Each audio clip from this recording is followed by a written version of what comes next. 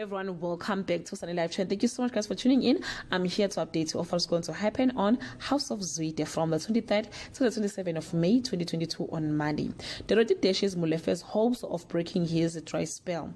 Isaac and Rhea worry about Keleto's plans. Ona and Soga finally have a heart-to-heart on Tuesday.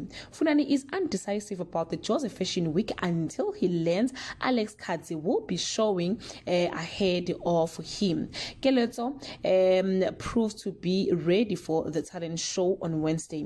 Keleto feels unappreciated as the Molapos celebrate on Shoka suffers emotional as Mampo plays mind game and Nkosi warms to the idea of being a father on Thursday.